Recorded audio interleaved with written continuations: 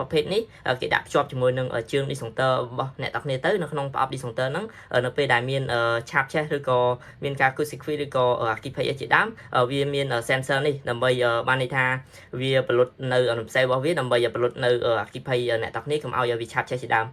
បាទសួស្តីអ្នកទាំងគ្នាថានេះខ្ញុំចង់បង្ហាញអ្វីដែលមាននៅក្នុង stock ស្រាប់ហើយចង់បង្ហាញជូនអ្នកទាំងគ្នាអញ្ចឹងអ្នកនេះអាចមើលនៅក្នុងនេះបានឧបករណ៍រំសេវផលិតអគ្គិភ័យអូតូនេះឬក៏អ្នកទាំងគ្នាហៅថាជាប្រភេទ discounter រំសេវដែលផលិតអគ្គិភ័យអូតូអញ្ចឹងអ្នកទាំងគ្នាអាចមើលវាបានជាប្រភេទដូច discounter របស់យើងអញ្ចឹងគេដាក់នៅក្នុងប្រអប់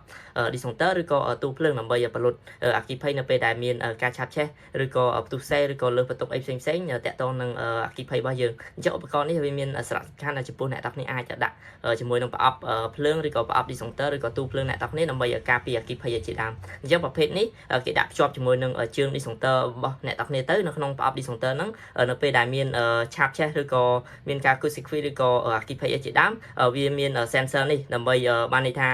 វាផលិតនៅរំសេវរបស់វាដើម្បីផលិតនៅអគ្គិភ័យអ្នកទាំងគ្នាកុំឲ្យវាឆាបឆេះជាដើមហើយប្រភេទ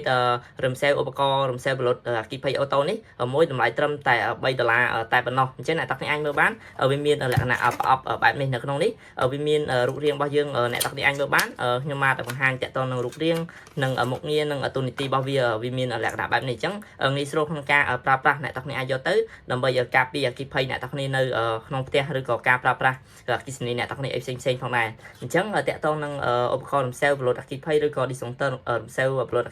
គ្គិភ័យនេះអ្នកទាំងគ្នាអាចមើលបានខ្ញុំមកធានារបស់ថ្មីស៊ីនរបស់ក្រុមហ៊ុន100%ដើម្បីបង្ហាញជូនអ្នកទាំងនេះហើយខ្ញុំបានមាននៅក្នុង stock ស្រាប់ហើយខ្ញុំបានមានច្រើនបើសិនបើអ្នកគ្នាចង់បានអាចតាក់ទងខ្ញុំបានតាមលេខទូរស័ព្ទឬក៏តាមលេខ Telegram ខ្ញុំបានផងដែរខ្ញុំបានសូម